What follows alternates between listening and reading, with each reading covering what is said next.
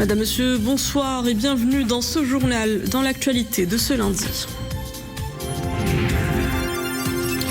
Sur ordre de Sa Majesté le Roi Mohamed VI, son Altesse Royale, le Prince héritier Moulay El Hassan a inauguré aujourd'hui sur la rive droite de Bouregreg la tour Mohamed VI, un joyau architectural érigé sur 55 étages et un édifice innovant qui redéfinit la skyline de Rabat, ville lumière et capitale marocaine de la culture. Cap sur Casablanca où le secteur de la franchise se donne rendez-vous dans 2 jours. La foire internationale de la franchise revient pour une 2e édition. Une plateforme d'échange pour quelques 120 exposants, franchiseurs et porteurs de projets venus cette année explorer un terrain d'opportunités prometteur. Nous en parlerons avec le président de la Fédération marocaine de la franchise, Mohamed Hussein, sera en direct avec nous depuis Casablanca. De l'art pictural enfin, je vous propose une immersion au cœur de l'exposition caritative Couleurs d'espoir. Un florilège d'œuvres d'artistes peintres marocains qui ont choisi de réunir leurs toiles en faveur d'une cause humanitaire noble, celle des personnes atteintes de la maladie de Parkinson, dont la journée mondiale a été célébrée ce 11 avril. Elle a eu donc ce lundi cette inauguration de la tour Mohamed VI par son Altesse Royale le Prince héritier Moulay El Hassan sur ordre de Sa Majesté le Roi Mohamed VI. Le site se veut un joyau architectural, symbole de modernité avec une vue panoramique sur les 2 villes jumelles, Rabat et Salé. Iman Ablour, Reda Labidi, Samir Barka, Mehdi Stoibi, Mohamed El Aroui, Nour Teloubani avec Youssef Meziani.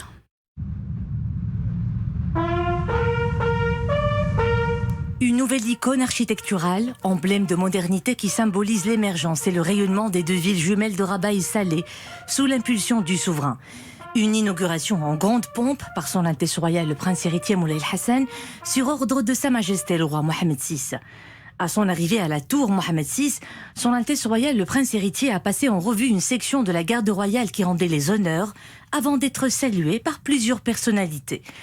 Son Altesse Royale a également été saluée par Athman Benjelloun, président directeur général de Haut Capital Group, Dounia Benjelloun, administratrice du groupe, Zakaria El-Qaidi de l'Agence pour l'aménagement de la vallée de Bouregreg et Jamel Ben Issa de la société Aradi Bouregreg.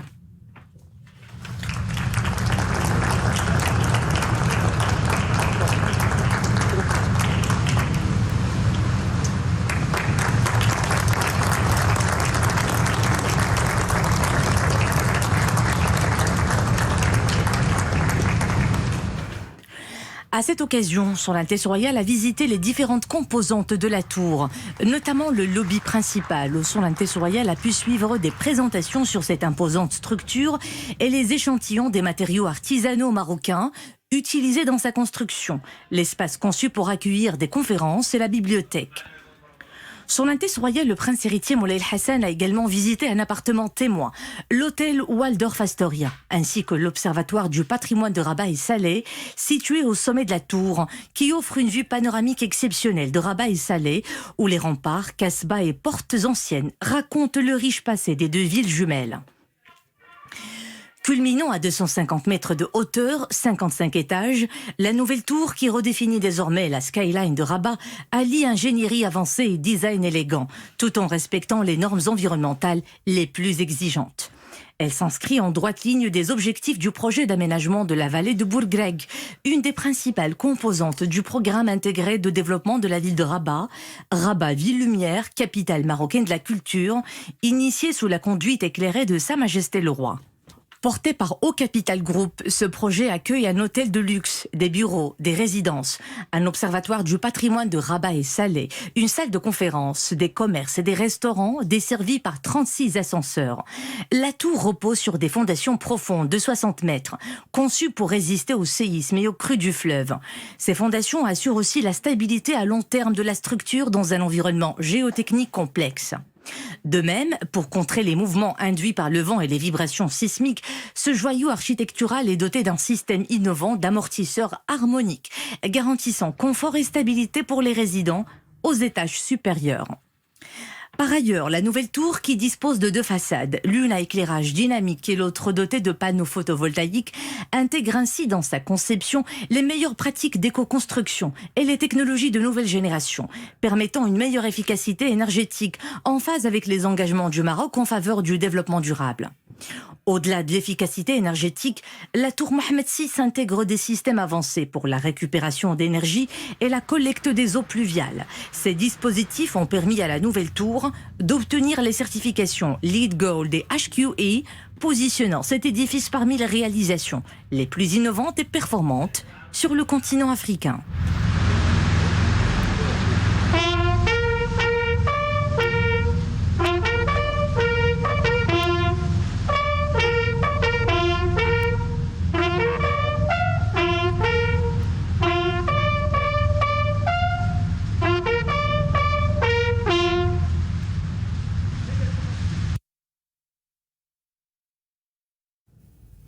Écoutez à ce sujet cette déclaration de Madame Leila Haddaoui, directrice générale de Ottawa. Elle est au micro de Mohamed Reda Labidi et nos équipes.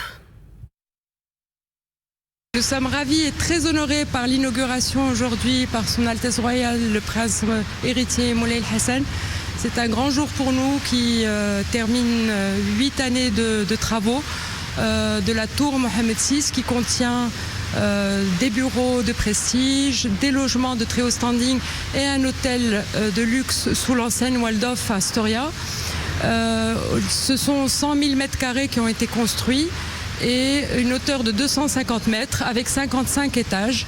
Et au top de la tour, nous avons un observatoire qui pourra accueillir du public et qui met en avant le patrimoine de Rabat et Salé, et également avec une thématique que nous soulignons du ciel par l'arabe, comment le monde arabo-musulman a influencé l'astronomie mondiale. Ce sont maintenant 450 emplois directs qui vont participer au rayonnement du savoir-faire et de l'excellence marocaine à l'international. C'est un écosystème en plein essor. Le monde de la franchise se déploie sous les projecteurs à la Foire internationale de Casablanca. 120 exposants sont réunis pour cette 2e édition qui démarre après-demain mercredi. Derrière ce dynamisme, un constat s'impose. Le secteur est encore fortement dominé par les enseignes internationales, françaises, italiennes et espagnoles notamment. Celles-ci représentent 80% des réseaux actifs. Malgré ce potentiel de croissance, les enseignes marocaines peinent à franchir le cap. Un enjeu majeur appelé à jouer un rôle clé dans la dynamisation de l'économie nationale. Et pour parler davantage de cet événement structurant, nous rejoignons en direct depuis Casablanca Monsieur Mohamed Elfen, président de la Fédération marocaine de la franchise. Bonsoir. Oui, bonsoir Madame Ablou. Cette 2e édition de la Foire internationale de Casablanca met en lumière une réalité très marquée du marché. 80% des franchises implantées au Maroc sont étrangères. Comment expliquez-vous cette forte pénétration, cette domination, on va dire, au détriment des franchises locales ? Tout d'abord, je vous remercie pour votre invitation. Je tiens tout d'abord à mettre en avant la réussite de la première édition. C'est ce qui nous a poussé à rapidement lancer la 2e édition du salon Franchise Exhibition Morocco 2026. Alors effectivement, il y a une forte présence des marques internationales. C'est légitime. Tout d'abord parce que le Maroc est une économie qui est ouverte. Et la franchise a démarré au niveau international. Et donc, il fallait un timeline pour que le Maroc puisse se développer et créer ses propres marques. Alors, il y a aussi la marque internationale, quand elle arrive, c'est une marque qui est déjà testée, c'est une franchise qui est testée, qui est structurée et financée. Et donc, c'est logique que que le développement va être beaucoup plus agressif, beaucoup plus simple et plus rapide.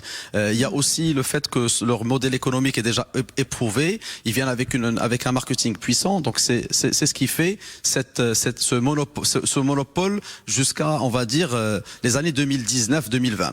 Mais il faut savoir qu'aujourd'hui, les marques marocaines, donc les entrepreneurs marocains ont compris cela depuis les années 2010-2012, et c'est au fur et à mesure que les entrepreneurs ont compris l'importance et l'intérêt de se développer en mode franchise, de choisir le modèle de la franchise comme développement au lieu de se développer en mode filiale ou en mode, on va dire, commerce traditionnel. La question centrale reste donc c'est de la capacité du tissu local marocain à monter en puissance et à se structurer durablement. Justement, quels sont aujourd'hui les principaux freins à l'émergence de franchises marocaines solides, capables de s'exporter à l'international ?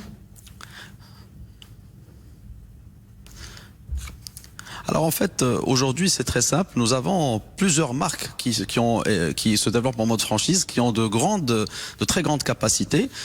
Sérieusement, ce qu'il manque, ou on va dire ce qu'il manquait, ce qui manque c'est plus la partie financement, la partie accompagnement, et aussi toute la partie, on va dire, confiance d'abord parce qu'une marque pour qu'elle soit forte et pour qu'elle puisse se développer en mode franchise, il faut qu'il y ait une confiance totale de la part du Marocain. C'est le fait de consommer Made in Morocco qui va donner ce genre de puissance-là.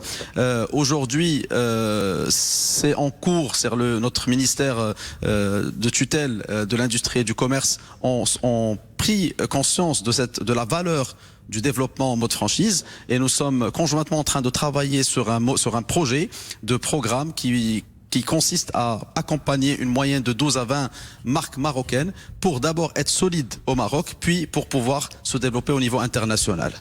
Au-delà de ces enjeux économiques, le développement de la franchise au Maroc soulève également une question de cadre légal. On évoque souvent un flou juridique autour de la franchise au Maroc. Comment cela freine-t-il l'investissement et la confiance justement des opérateurs ? Vous l'avez bien dit, parce que quand on veut développer un secteur, il y a le volet juridique qui va venir, qui va rebondir. D'abord pour attirer des investisseurs internationaux, ils seront beaucoup plus en confiance quand ils savent qu'il y a un cadre légal qui régit un secteur donné. Et la franchise est un secteur, ou plutôt un modèle qu'il faut encadrer, pour qu'on puisse donner de la consistance aux investisseurs. Et aussi bien pour les franchises marocaines que des franchises internationaux. Donc aujourd'hui, la Fédération marocaine de la franchise est en train de travailler sur ce sujet-là. D'ailleurs, nous sommes porteurs d'un projet pour encadrer l'écosystème de la franchise avec la mise en place d'un DIP, document d'information précontractuelle. On souhaite le rendre un document, approuvé par notre ministère et approuvé par les instances, et obligatoire en termes de franchise. Et d'ailleurs, c'est pour cela, et heureusement que ce salon est venu. C'est un salon qui est aussi bien un salon commercial, donc on va faire de la transaction où tout entrepreneur qui a un capital d'une moyenne de 100 000 dirhams va pouvoir trouver un business à faire durant les 3 jours, du 15, 16, 17 avril. Et aussi, c'est l'occasion d'avoir des tables rondes. Il y a des tables rondes qui vont débattre de tous les sujets qui concernent le secteur de la franchise, et où on va ressortir avec des recommandations qui seront remises à notre ministère et à toutes les institutions concernées. Donc ce salon pour nous est vraiment au-delà, bien sûr, d'un salon transactionnel, mais aussi un salon qui va nous permettre de structurer et d'unir cet écosystème de la franchise. Justement, avec un cadre juridique plus clair et plus incitatif, la franchise peut-elle devenir un véritable moteur de croissance économique aussi bien à l'échelle nationale que régionale ?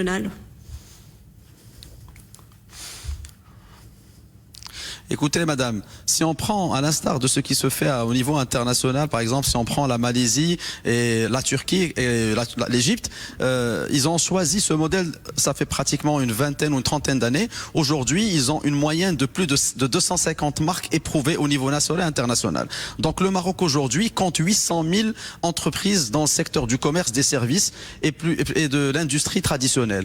Donc pour nous, le secteur de le modèle de la franchise est pour nous le modèle de réussite pour structurer les trois secteurs traditionnels, donc commerce, services et industrie, sachant que quand on entend franchise, on a tendance à croire que la franchise c'est uniquement le retail ou la restauration. Non, la franchise c'est au-delà, c'est du sport, c'est le healthy, c'est le healthcare, c'est toute la partie finance, c'est les industries, et donc c'est pour nous, la franchise est le modèle de réussite.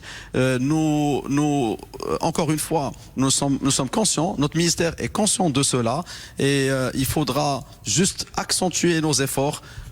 Et puis, pour développer le Made in Morocco, les marques marocaines, pour qu'elles puissent être puissantes au niveau national et qu'elles puissent sortir au niveau international, d'abord, il faut que le citoyen marocain fasse confiance à ces marques, consomme ces marques et leur donne un maximum de légitimité.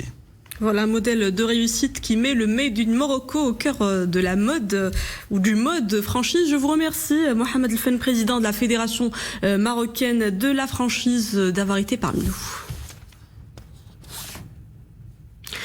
Actualité internationale à présent, le point sur la situation au Moyen-Orient. Le fragile cessez-le-feu entre l'Iran et les États-Unis entre dans son 6e jour. Après l'échec des pourparlers directs qui visaient à mettre fin à la guerre, Donald Trump a annoncé un blocus américain du détroit d'Ormuz. Les États-Unis entameront un processus de blocus de tous les navires tentant d'entrer ou de sortir de ce passage stratégique pour le commerce mondial et l'approvisionnement en pétrole. C'est ce qu'a écrit le président américain, accusant l'Iran de refuser de renoncer à ses ambitions nucléaires. Donald Trump a affirmé être prêt à frapper les infrastructures énergétiques iraniennes en l'absence d'accord. Autre front de guerre, le Liban, où l'offensive terrestre israélienne s'intensifie. L'armée israélienne a annoncé aujourd'hui l'encerclement de la ville de Benti Jbeil dans le sud, où elle a lancé un assaut tuant plus de 100 combattants du Hezbollah. Selon l'agence nationale d'information libanaise, de violents affrontements ont eu lieu dans la ville et des bombardements israéliens ont envisé l'entrée de la localité. Direction la Hongrie, le pays d'Europe centrale vit un tournant politique historique après la victoire écrasante de l'opposition. Le parti TISA du conservateur pro-européen Peter Magyar a remporté hier les élections législatives face au nationaliste Viktor Orban. Après plus de 15 ans au pouvoir, le Premier ministre sortant est balayé par un vote massif. L'opposition remporte ainsi plus des 2/3 de sièges au Parlement hongrois, assez pour pouvoir modifier une constitution. Retour au Maroc, à Fès, plus précisément, la parentalité en situation de vulnérabilité s'invite au cœur du débat scientifique. Chercheurs, universitaires et acteurs associatifs venus de plusieurs pays se réunissent pour croiser le regard et mieux comprendre les enjeux sociaux, psychologiques et éducatifs qui entourent la famille. Un colloque international organisé par la Faculté des Lettres et Sciences Humaines d'Ar Mahrez en partenariat avec l'Université de Rouen, Normandie. Brahim El-Ghouti et Zakaria Moukrimbillah. Ils sont chercheurs, experts et praticiens en psychologie issus du Maroc, du Canada, du Brésil et d'autres pays. Au Congrès international Parentalité et Vulnérabilité, ces participants croisent leur regard sur une question d'actualité. Comment aider les parents à faire face aux situations critiques de leurs enfants? Enfants en situation d'handicap, d'addiction ou en difficulté, autant de situations critiques qui interpellent et mettent en avant le rôle des parents dans les soins et l'accompagnement. Ces experts internationaux nous communiquent leurs expertises dans le domaine de la parentalité et comment se comporter avec ses enfants. C'est une véritable opportunité pour nous d'apprendre d'eux et de montrer où nous en sommes dans nos recherches. Il est également question d'adapter leurs recherches dans le contexte marocain. Les parents avec des enfants en situation de vulnérabilité font face à de nombreux défis. Cette vulnérabilité chez l'enfant peut avoir plusieurs manifestations. Handicap, troubles psychologiques, addiction. À cause de la situation particulière de leurs enfants, les parents ont du mal à accompagner et interagir avec leur comportement. Ce colloque ambitionne ainsi de braquer les projecteurs sur ces difficultés rencontrées. Au cœur des travaux de ce colloque, des thématiques centrales, trajectoire familiale en contexte de vulnérabilité, impact du handicap, des mutations sociales et du numérique sur les dynamiques parentales, ainsi que les dispositifs innovants de prévention et de soutien à la parentalité. L'idée est de proposer une perspective de co-construction de réponses adaptées aux besoins des familles et des enfants. Une façon qu'on travaille, c'est justement comme le pouvoir public, la santé peut aussi être un réseau de soutien pour ses parents, parce que les parents, c'est important qu'ils puissent aussi être appuyés, soutenus par un réseau et ne pas être toute seule devant les difficultés qu'ils rencontrent dans cette fonction tellement pleine de défis. Pouvoir ensemble trouver, on va dire, les meilleures solutions pour pouvoir aider les parents justement à soutenir leurs enfants, quelles que soient les difficultés de ces enfants.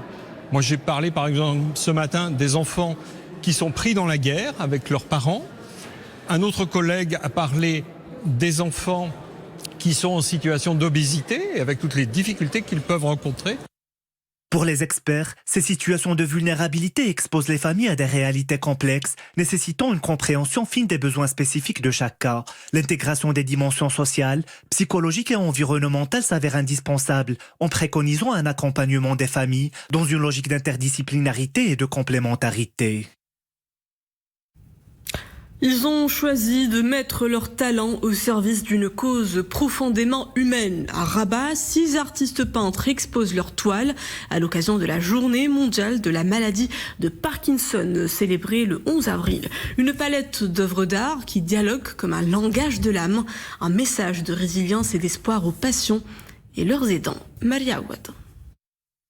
Riches de leurs couleurs, ode à la vie et à ses espérances, ces tableaux très expressifs donnent à voir l'espoir d'une vie apaisée et réinventée, loin du joug de la maladie de Parkinson. À l'occasion de la journée mondiale de lutte contre cette maladie, l'art se mue en véritable pont d'expression, de soutien et d'interaction, comme le serait un outil de traduction visant à exprimer l'indicible tout en transmettant des émotions jusque-là insoupçonnées. Les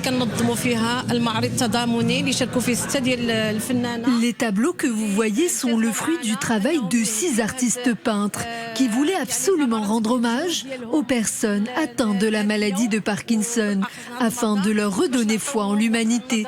Ce sont des œuvres très optimistes qui offrent une vision positive de l'avenir. D'ailleurs, dans les allées de l'exposition, nombreux sont les personnes atteintes de la maladie qui, accompagnées de leurs aidants, contemplent comme transportées ces œuvres d'où se détache un sentiment inébranlable de bonheur. Il est maintenant prouvé que l'art apaise les patients souffrant d'une maladie au long cours. D'ailleurs, certaines recherches disent que la musique classique crée un apaisement réel chez ces personnes, tout comme le fait de contempler des œuvres picturales. Renouer avec le souvenir, tout en faisant émerger les traces sensibles d'un vécu qui oscille entre passé et présent, au gré des réminiscences.